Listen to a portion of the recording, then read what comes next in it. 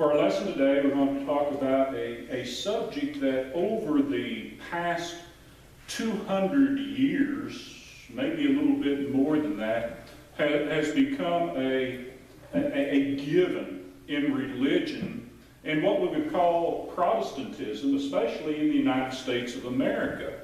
I'd asked a question several weeks ago in Bible class what the difference between Pilgrims and Puritans was, or the differences, but the main difference was how they viewed life. The Puritans had a view of life that, yes, they were very diligent in keeping the laws, very strict within their laws, but they had picked up on something that the Pharisees had taught back at the time of Jesus, and actually brought it into religion, and it was brought into mainstream religion, and it's the concept that success in this life as a Christian is rewarded with material gain.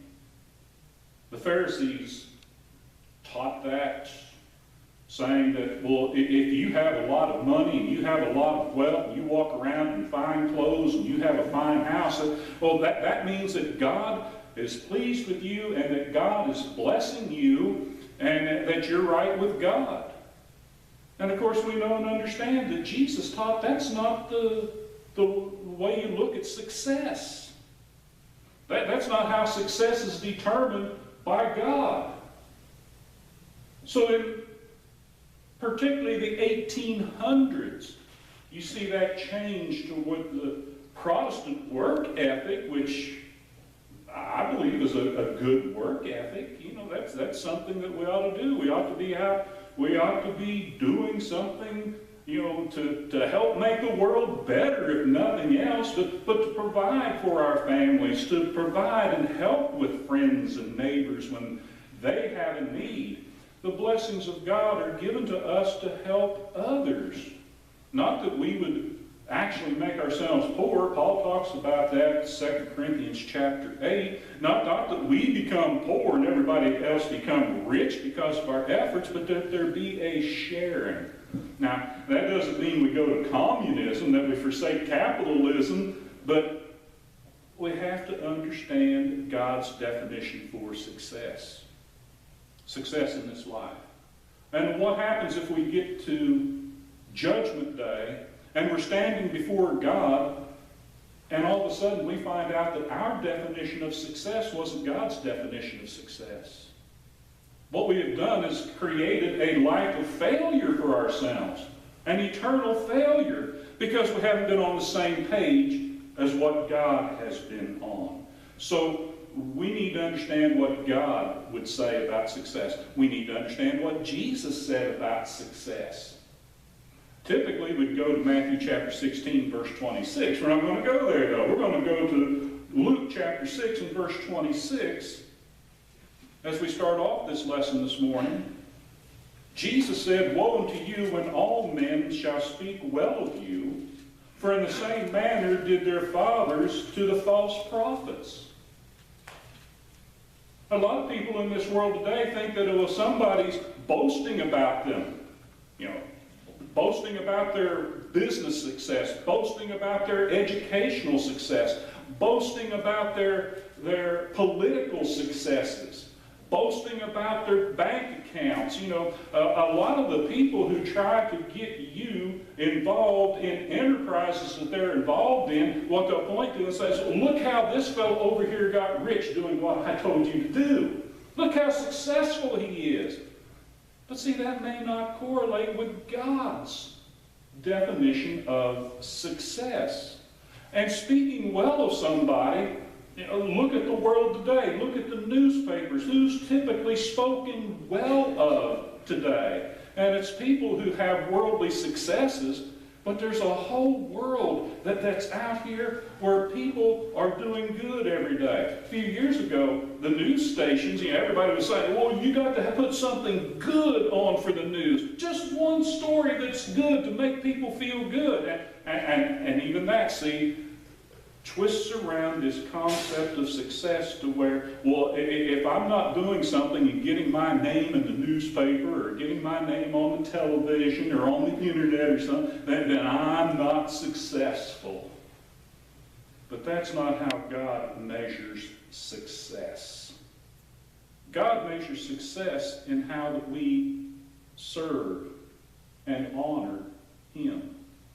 And in Genesis chapter 14, the last part of that chapter, 17 on down, we talked about the first 16 verses last week about Abraham almost sacrificing himself, at least giving himself as a sacrifice, if need be, to free his nephew/brother Lot from his captives, to be able to bring his children back. And we talked about that was a successful battle, wasn't it? He was successful in what he did. 318 men take on an army that had been marching through the promised land, and nobody could stop them. Abraham did it with 318 men. How many times in the Bible do we see stories about how a small number of people who relied upon God did great things because God was with them? Abraham's successful battle against the four kings of the east brought about a different scene, because then two kings come out to meet Abraham. One of them was a good king, Melchizedek, the king of Salem. The other was an evil king, the king of Sodom. And these two men come out to offer something to Abraham. But I want you to note how Abraham handled this success. This success began with an oath.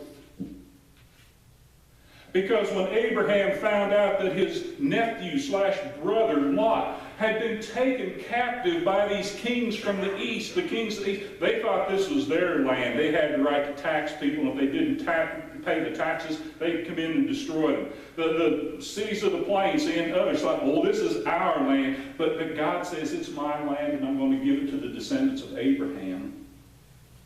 So after this, as this battle takes place, this successful battle, Abraham has some choices to make. But before he even went to battle, he made an oath. It's kind of like we would probably do. Lord, if you help me to get through this situation, I promise that I am going to serve you faithfully the rest of my life. Oh, just get me out of this, Lord. You know, we make oaths like that. We make vows to God. And sometimes we're not real serious about keeping our vows. We want God to provide us with what we want, but we've got to be serious about our vows. And Abraham was serious about his vow. And that's what this story is about. How do we handle success when it's on the line of God working with us to make us successful? How do we handle that success? Well, we find that with success comes temptation. And there's a great temptation that's placed before Abraham soon after this battle is over with. Starting with verse 17. Now we're going to read verse 17, and I'm going to drop down to verse 21. I don't want you to get lost, okay? I'm going to read verse 17, and I'm going to drop down to verse 21. I don't want you to get lost, okay? Okay. Just want to make sure you're awake. And the king of Sodom went out to meet him, that's Abraham, at the valley of Sheba, that is the king's valley, after his return from the defeat of Chedorlaomer, or Mur, and the kings who were with him. Verse 21. Now the king of Sodom said to Abram, give me the persons and take the goods for yourself. But Abraham said to the king of Sodom, this is how Abraham handled success after he had made a vow to God. I have raised my hand to the Lord God Most High, the possessor of heaven and earth, that I will take nothing from a thread to a sandal strap, and that I will not take anything that is yours, lest you should say, I have made Abram rich, except only that what the young men have eaten, and the portion of the men who went with me, Aner, Eshcol, and Mamre, those were the neighboring Palestinians, we might say, Canaanites, who actually went with Abraham into battle. Let them take their portion. Abraham says, feed the man, and let the men that aren't of my group, my trained men, my workers, feed them. But I'm not taking anything from you, because I made a vow to God that I wouldn't come under the pressure of an evil king. That I wouldn't allow that evil king to be able to say, you made Abram rich. Now you might ask, well, why would Abram go to these lengths? Why would Abram do this? Well, listen, for us to trust in God, we really got to trust in God.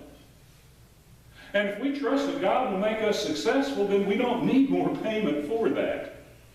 The success is worth it by itself. So Abraham, this is a temptation. How many times do you see it in the world today? Somebody struggles. Now I'll use preachers as an example, because sometimes preachers do some things that aren't right. Okay? And here's this preacher, and he goes to school, and he struggles for a little bit, but he's preaching, he's trying to do it right, but all of a sudden he thinks, well, I'm doing it right, and I'm not getting anywhere. I don't have a lot of people, in my congregation, and they're not paying me very much, and this is happening, this is happening. What am I going to do? And then all of a sudden they start doing something, and they begin getting the praise of men. How many preachers in the brotherhood do you know of that one day they wrote a book, and because they wrote that book, men called them successful, and all of a sudden you see them selling out on their vow to God to preach and teach the truth of God's Word, because they want people to follow them, because they want that money coming in. And they've changed their definition of success. Well, maybe it wasn't really they changed their definition of success. They had that definition all the way along, but all of a sudden it becomes the purpose for them instead of what God would have them to do. So that is what's taking place here with Abraham. He's been successful, and here's this man that wants to draw him into the world. Hey, we can be buddies here. You don't say anything about my being an evil king, and you don't say anything about the sins that are going on in my little city-state and these other little city-states here. You just kind of let those things go to pass, and there'll be more money. You can have all these goods, and there's going to be more money, because money surely is the most important thing. Abraham knew that Sodom was an evil place and it was set for destruction. Abraham didn't go and rescue the Sodomites for the sake of the Sodomites. He went to rescue his nephew/brother. Say what you will about Lot. And I talked about last week how strike 2, with Lot, we're going to get to strike 3 later. But strike 2 with Lot is that after this rescue, he continues to pitch his tent towards Sodom. He doesn't leave. He continues there. Why? Because the green grass is still there, because his herds will get fat there, he can make money there. That's his definition of success. But look at Abraham's definition of success. Say, rescue Lot and give him another opportunity to come back and to serve the God of heaven. King of Sodom doesn't want that, does He not only doesn't want Lot and all of his goods to leave, because, understand, because of Lot's relationship to Abraham, Sodom probably had a little bit of economic gain from it. He didn't want to lose that, but boy, here's this chance to gain some more. Hey, you take all the goods, Abraham. It's kind of like, Abraham, you take them. Because I know if you take them, and I get my way, and I get that hook in you, we're going to get it all back. See, that happens later with Jacob, doesn't it?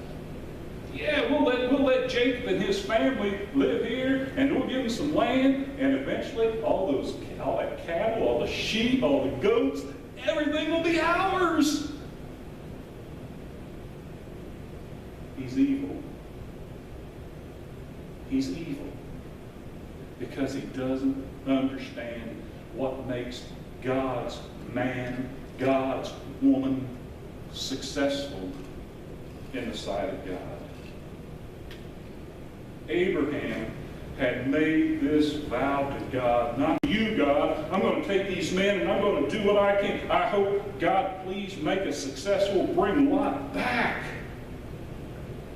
And the Lord did. And Abraham kept his vow. Instead of taking from the king of Sodom, what did he do? Well, that's that little part that we left out. He gave to the Lord. Out of his own, what he already had. He gave to God because God had made him successful. And it wasn't only the tithe. It was the time involved. It was the talent involved. It was the risk involved. Do we not realize anymore that there is a risk involved in serving God? We don't want risks, do we? We don't want to take a risk in trusting in God. So we accept that Protestant theology that says you've got to have this big bank account, you've got to have all this and blah, blah, blah, and all, and trust in the riches. Because if you have the riches, then you don't have to trust in God. Abraham says, I'm not getting involved in that. I'm going to trust in God. And God is going to make him rich anyway. The rescue of Sodom, again, was a chance for Sodom to repent toward God, to change their evil ways. Now you think about how that Israel was challenged later on in its history. How that at the time of Hezekiah, when the Assyrians came down, they'd already destroyed the northern kingdom and most of the kingdoms that were around them, and they come and Hezekiah says, no, we're not paying the tax. God will take care of us. And their response was, yeah, all these other countries thought that God was going to take care of them too. And look where they are. They're laying in waste. You think that your God is going to protect you when those gods wouldn't protect them? Our God is superior to your God. But Hezekiah held out because Hezekiah was a good king, and Hezekiah was right.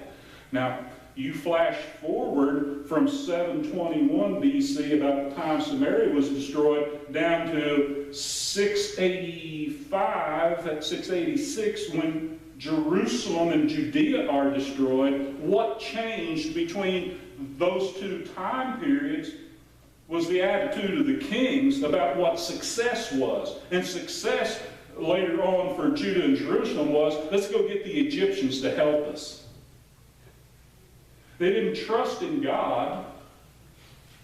They trusted in the Egyptians. They trusted in the horses and the chariots.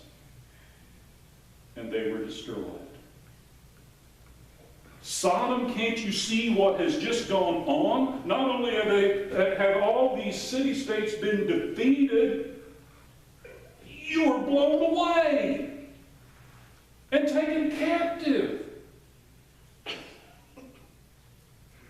Don't you think that maybe you ought to consider the God of Abraham, as being a protector, as one who gives blessings, as the one who makes you really successful in this life. They wouldn't do it. They should have realized the inherent weakness caused by their sin, but they didn't. They couldn't stand against those kings. How in the world, if they couldn't stand against those kings, and then Abraham is successful because of his vow to God, if you can't stand against those kings, how are you going to stand against God?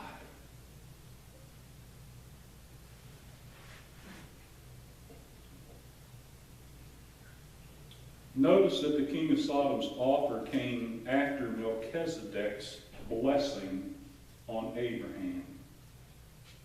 Melchizedek, who is Melchizedek? Well, verse 18, then Melchizedek, king of Salem, brought out bread and wine. He was the priest of God Most High. He was not only a king, he was a priest and he was a prophet.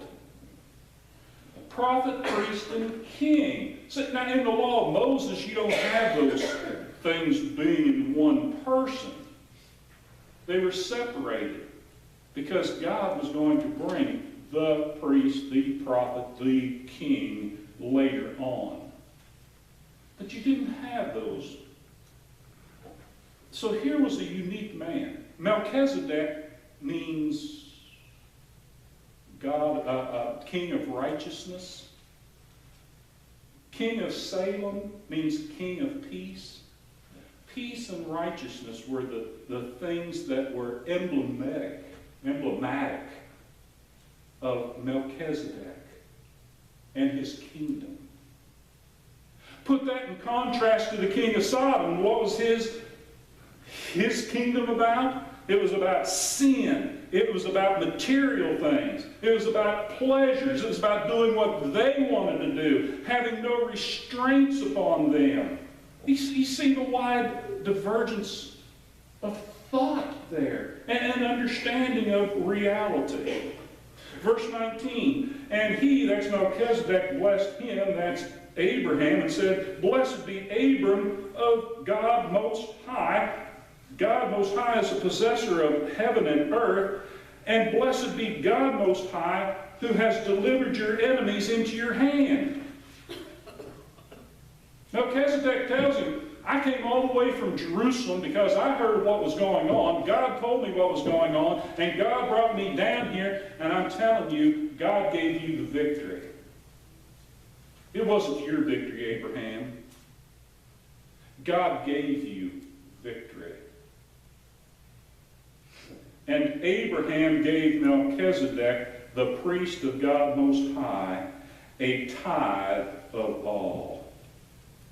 Instead of taking the money and material goods that the king of Sodom was offering him, he said, I'm going to give to God because of the victory that God has given to me. The Lord has sworn and will not change his mind. You are a priest forever in the order of Melchizedek. Now that's recorded in the Old Testament in Psalm 110 verse 4. In the New Testament, Hebrews chapter 5 verse 6, Hebrews chapter 5 verse 10, Hebrews chapter 6 and verse 20.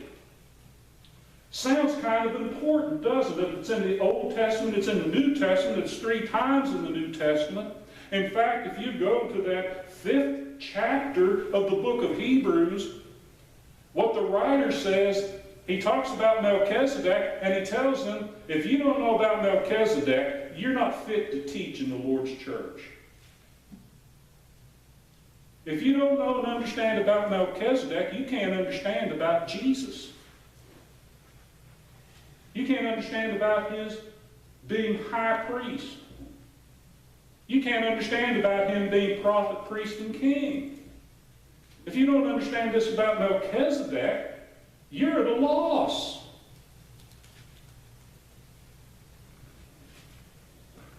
Melchizedek Melchizedek was representative of the Lord when he went out to meet Abraham. And when I say he was representative of the Lord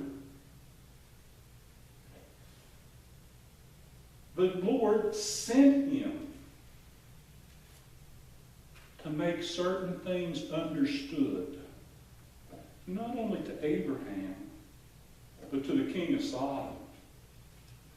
The Lord sent Melchizedek to lead Abraham and his people in worship. What did he bring with him? Bread and wine.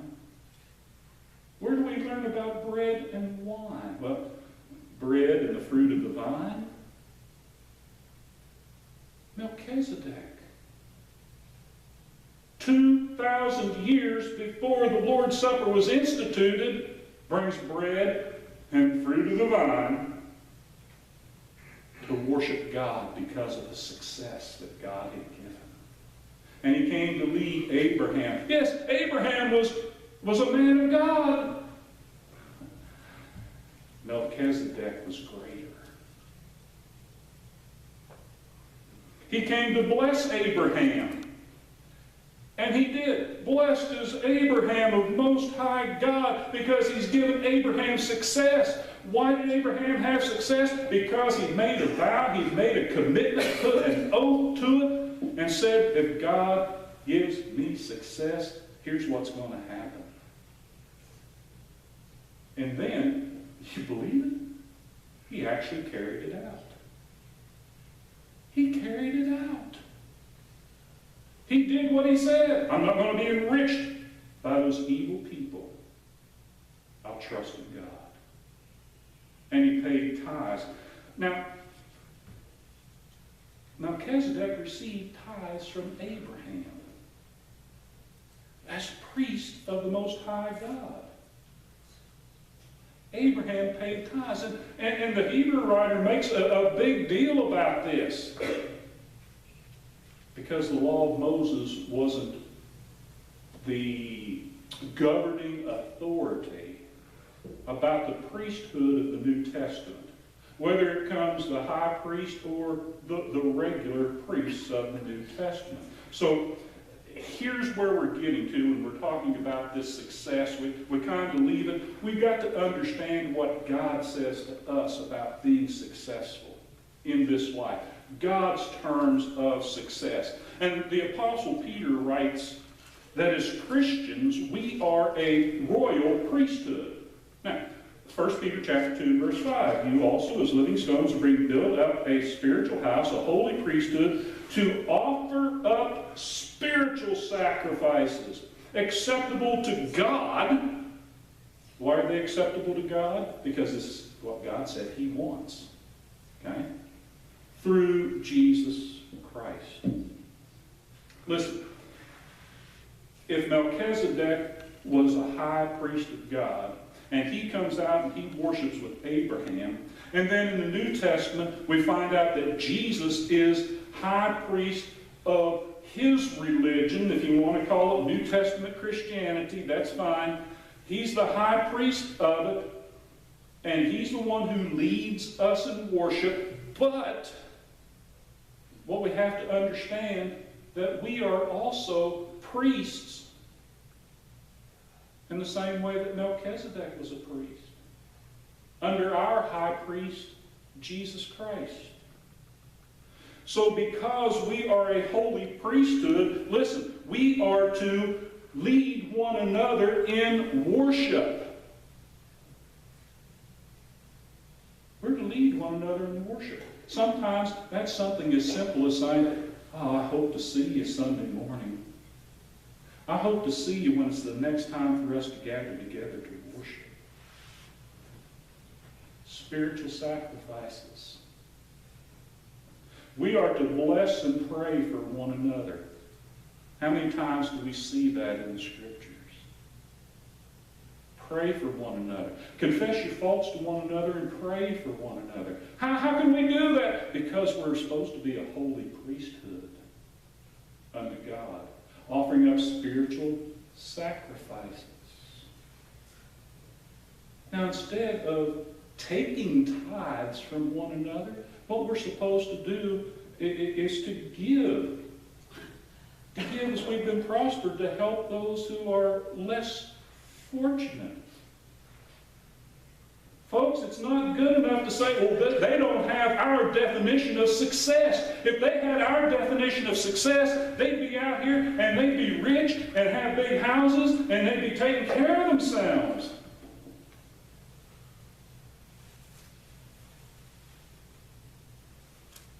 Why should we have to leave God's definition of success? Why should somebody have to be worldly in order to be accepted by the church? When did the church accept the world's definition of success? Back about 200 years ago. A holy priesthood must incorporate the principles of, let's see, if Melchizedek meant king of righteousness, and he was king of Salem, king of peace, okay? So his kingdom consisted of righteousness and peace. Jesus is a high priest after the order of Melchizedek. Our priesthood is after that order also. Righteousness and peace ought to be forefront in our worship and service to God. Isn't that amazing? Peace cannot exist where righteousness is taken lightly. Look at James chapter 3. Where do the wars come between us? Because righteousness is left. We just want what we want. If you don't give me what I want, then there's not going to be any peace. Pure and simple. The righteousness of God demands justice against sin. God's mercy does not nullify His justice. It doesn't. It never has. There cannot be a forgiveness of sins unless there is a conviction and a repentance from sin. Who gets the glory? Who gets the glory for our success? It wasn't our success. It wasn't ours. Listen, if we made a vow to God and God has made us successful, it's His victory. If we didn't make a vow to God and we still become successful, that's the devil's victory.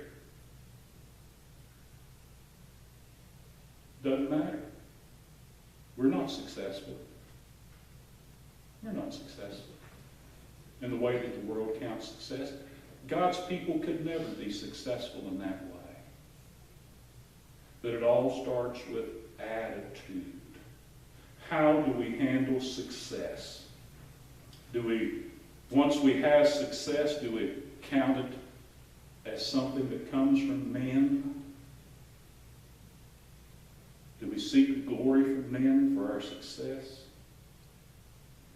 Or do we become satisfied with what the King of peace, the King of righteousness has blessed us with, and we return the glory to Him? I think that's the big lesson that Abraham has there as an example for us today. Be careful what men say about you, and be careful about what lengths you would go to get men to praise you and to give you glory. It can't end successfully. It simply can't. Thank you for your time. The lesson is yours. If you have need, we're going to sing an invitation song. We ask you to come forward and take a seat here in the front.